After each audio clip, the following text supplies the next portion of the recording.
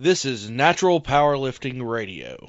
Deadlifts, chicken nuggets, video games. This is Check My Total, a powerlifting podcast with Timothy Payne and Andrew Hinson. Welcome everybody to another episode. Today we're going to talk about injuries.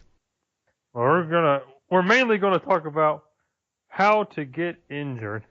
And that is the main goal of training, is to get injured and to eventually lift yourself out of competition. Forced retirement is what we're talking about. Yeah, we're talking about forced retirement. But yeah, we're going to be going through some kind of injury prevention stuff, what to do when you get an injury, how your training should be shaped when you're hurt, and stuff like that.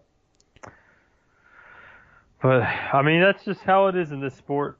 I think everyone gets injured in this sport, no matter like how smart or well you train. Like eventually, you just get injured. Like that's just how it is. I think people need to realize there's a difference between being hurt and like being sore. Yeah. Because a lot of beginners will like get super sore and think that they have like a torn muscle or something. When it's totally two different things, especially if you have been injured or tore something. You can tell the difference.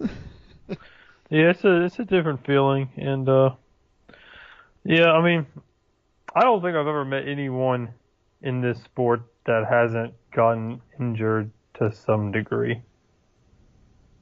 Like, pretty sure everyone I've met that's been in this sport a while has they got some bruises on them. Yeah, it's kind of like any sport, you know, you can try to be as safe as you can be, but when you're pushing the limits of what you can do, sometimes you push a little too far. Yep, and that's just part of it.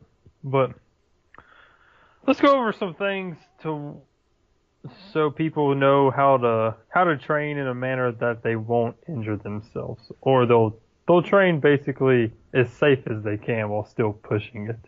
I think number one on the list is warming up. Getting warm.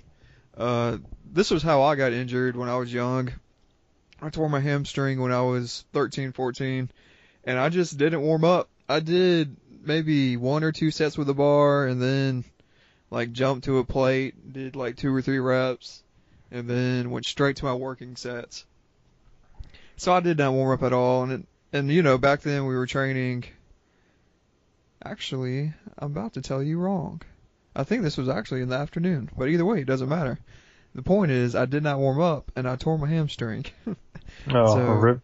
I don't even think I had a sweat going or anything. So yeah. What are ways you can warm up though to make sure that you're warm? I think one of the things is, you know, have a little sweat going before you get to your main working sets. I agree. I mean, you don't have to be drenched or anything, but, you know, get a little toasty. Get some sweat going. I also, it kind of depends, like, even on like bench days, I like to do a couple stretches and warm up on like the hamstrings and stuff. And even though you're not really using a lot of your hamstring or quads on your bench, but I just like to warm them up and stuff, and get a little bit of sweat going. I also, for squats and deadlifts, I like to do some glute bridges or maybe some kettlebell swings before. Also, when I am warming up with the bar up to my working sets, I take it pretty slow. And then I try and do quite a bit of reps. Maybe I won't do as many reps when I start getting to like 275 on the squat, and maybe I'll, you know, only do sets of 5 or something, sets of 3. But, you know, it kind of just depends on who you are and how you warm up best, as far as like getting a sweat going and feeling comfortable enough to move the warming weight. But there's lots of mini exercises to do. Yeah, and you never want to feel stiff before you try to do something either. Like Yeah. as far as your muscles and stuff go. Like you wanna feel like you've got a pump going kind of, and that all your muscles are flowing with blood. I mean, it really is the difference between being warm or cold. Yeah. That's why it's called warming up. But you also don't want to sit around on a foam roller for 30 minutes. I think that's kind of dumb. Yeah. Like I said, I think do enough to break a sweat, and then once you break your sweat, go ahead and start working out.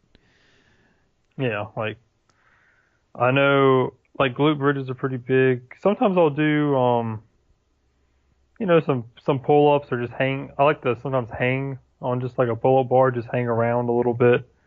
Also, I'll take an empty bar, like if I'm warming up for squats, and sometimes even on deadlifts, I'll take an empty bar, just lightweight, and I'll just kind of sit in the hole and like kind of move around, kind of shift my weight around a little bit. Yeah. Just kind of make sure everything's moving, make sure I got some flexibility.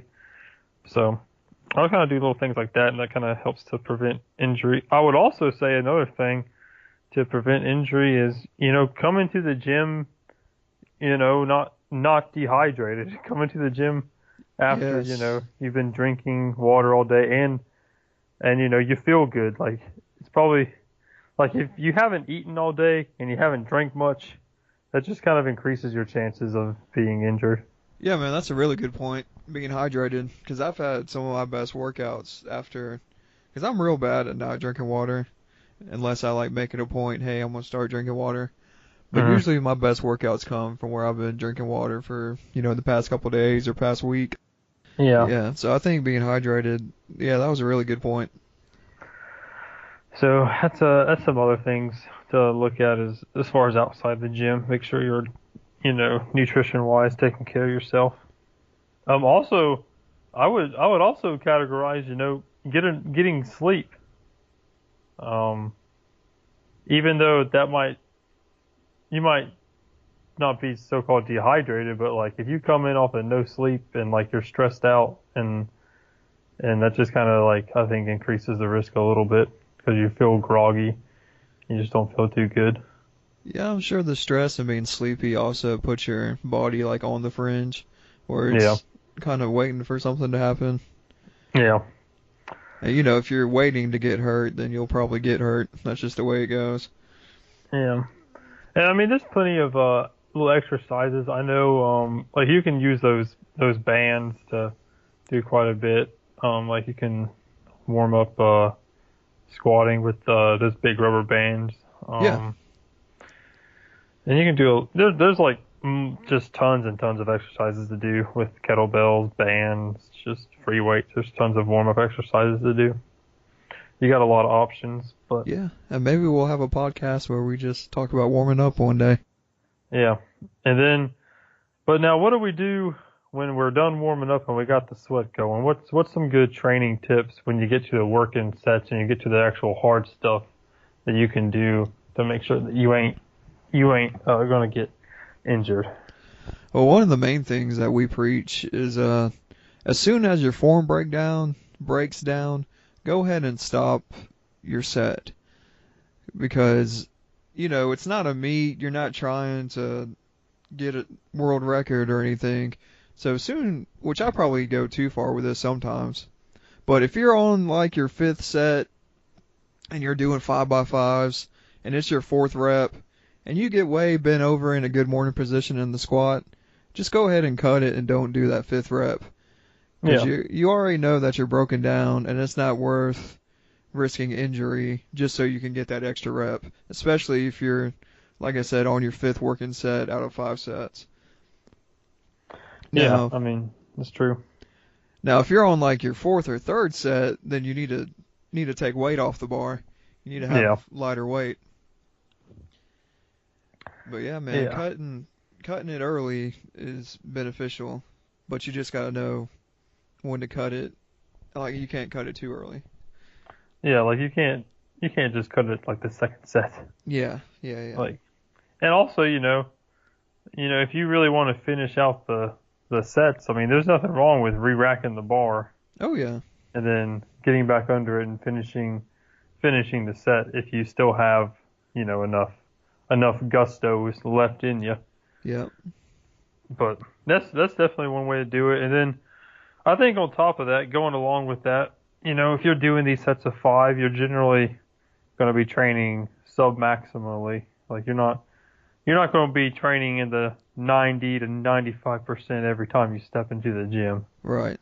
And I think that's another thing is like your body really only has so many like true 100% max outs left in it. Like you only have so many times to do a 1 rep max. So I don't understand why you would waste those times in the gym when you should save those for the platform. I agree. And your working out is supposed to be, set up to where you peak on that day anyway. Like you don't want to max out every single Saturday. And you really don't want to max out more than once a week. Yeah. So I say not even once a week. Yeah, and my thing is I think you have about 2 to 3 hard workout days in a week. I think you have about 2 to 3 hard workout days. What I mean by that is like I think you have 2 to 3 days where you can really push it as far as how much work and volume you're doing and how heavy you're going. Like I think you might have one heavy squat session in you a week and like maybe a heavy bench session, and then some people probably can get a third heavy day, but like probably most people can only do 2. And like I mean really pushing it, like a heavy squat session where you're doing like 5 or 6 sets of the 85 to 80%, and you're doing it for multiple reps, and it's really hard and strenuous. I just don't think you can do that every single day of the week. Like some days need to be more volume, some days need to be more accessory days and stuff like that, or variation days. Right, and that rolls into your recovery, which is what helps you prevent getting injured. So if you're constantly working out, and let's say, for example, that your body's a battery, and if you're maxing out every day and exerting yourself to the point of exhaustion, I don't know if that's the correct way to say it, but this 90% level that you're talking about every day, and you're sitting at, the first day your battery's down to 80%. Yeah. You do the same kind of hard workout, exerting super amounts of energy, and then day 2 you're down to 70%. Well, if you keep going every single day where you're down to 0%, first of all, your training's not going to go anywhere, and your numbers aren't going to go anywhere. Yeah. And second of all, each day your battery percentage goes down, your energy levels, that just ups the percentage of you getting hurt. Yeah. So like you said, if you just got those 3 days where you're going 80, 85, 90%, then that gives you, 4 days to recover and build your battery back up. Yeah. Same exact thing as plugging your phone in every day. You gotta rest so you don't get injured and tapped out. Yeah. I mean, it's fine. You can go to the gym, 5 days a week, but you got to make sure 3 to 4 of those days, probably about 3 of those days that you're going are more variation, volume type days, and you're not killing yourself too much. Yeah. Not every session in the gym needs to be this beast mode session. Right. Not every session needs to be hard. Right. So yeah, that's some advice on how not to get injured as far as actually getting into training. Yeah. But at the end of the day, during some part of your career, it's just gonna happen. So what do you do when it does happen? So what do you do? Well, here's what you do. You hang up the towel and you find a new sport. A sport that requires whatever you didn't injure. Yeah. I mean, that doesn't require what you injured. Basically. Yeah, I mean, it just happens. Like, and then you're training, you actually sometimes you gotta get creative, and then sometimes you just gotta realize that some days you have it and other days you just don't. So, And I think it depends on your injury and like how you got your injury. Like Right. right now, I got my back's tweaked and messed up pretty good from sleeping, from freaking sleeping. We were somehow. just talking good about sleeping, and now you're going to tear it apart. I was sleeping and I woke up and I twisted my back all sorts of ways, and I think I might have a little tear in my lower back that I've been dealing with. But I mean, like right now in the gym, it's actually kind of not too bad. You just kind of have to shift focus and realize, because I was realizing that, because even though I had a hurt back, I was still squatting, 450 plus pounds and deadlifting, about the same, sometimes in the upwards of 500 pounds.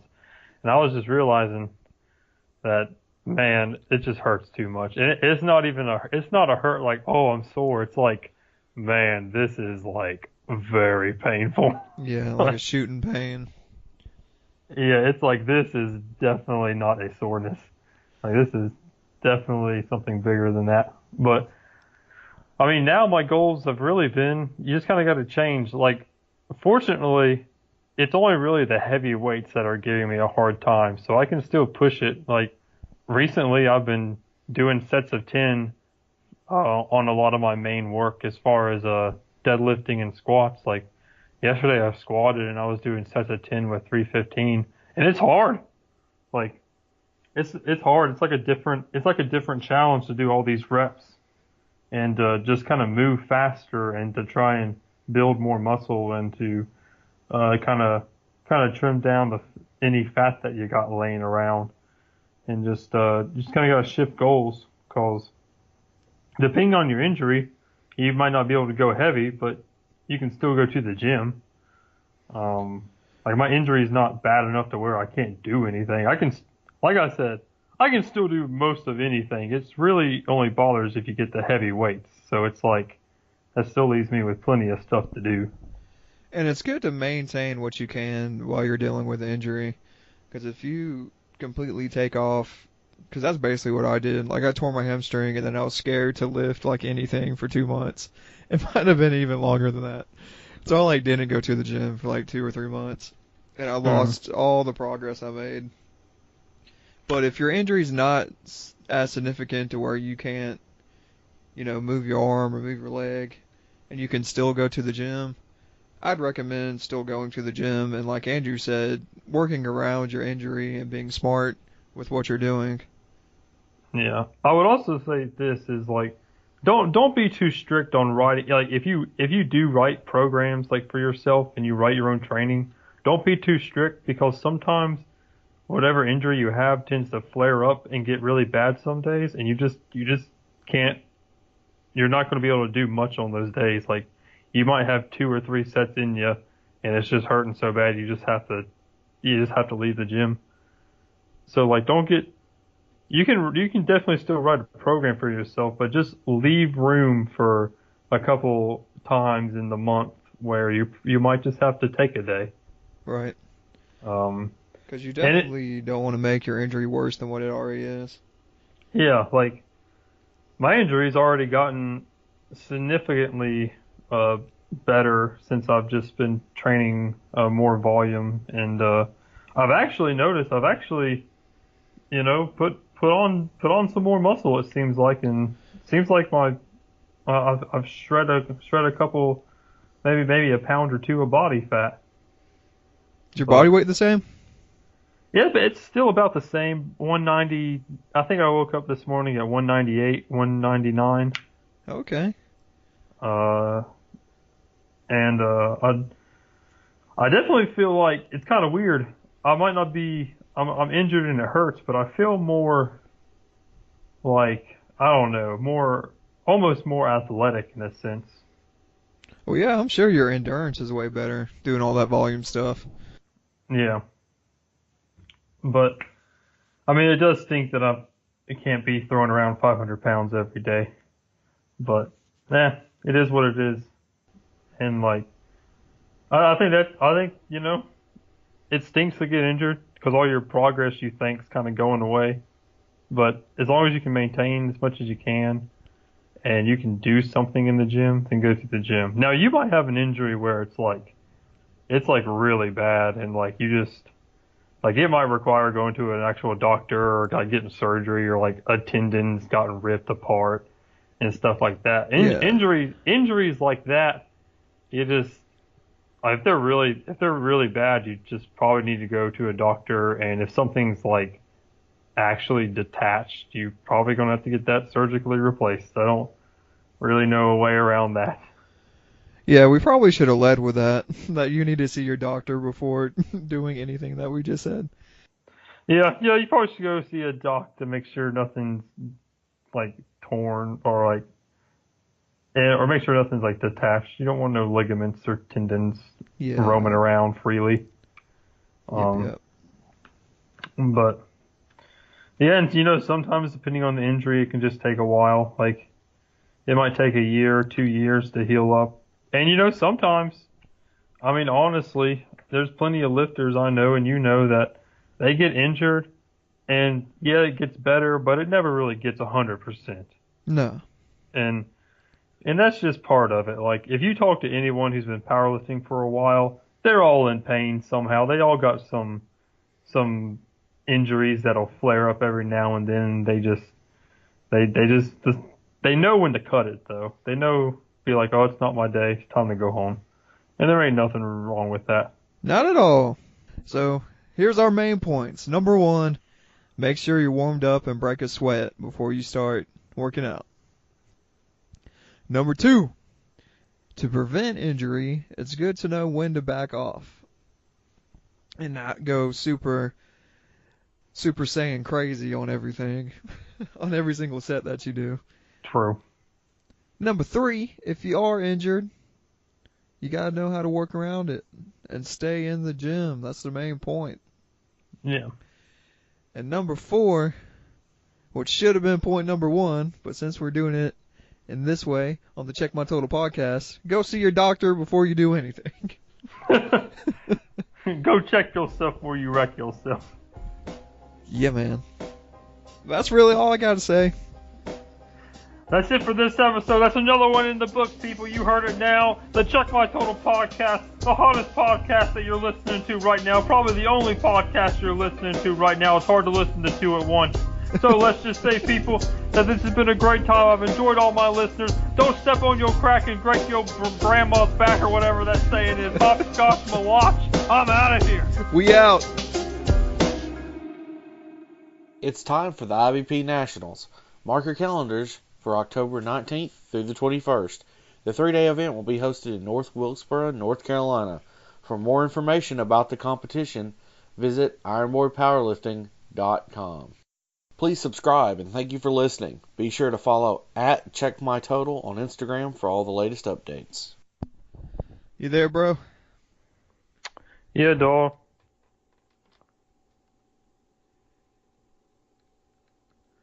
Oh.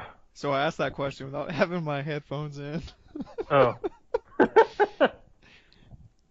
I guess you're here. Yeah.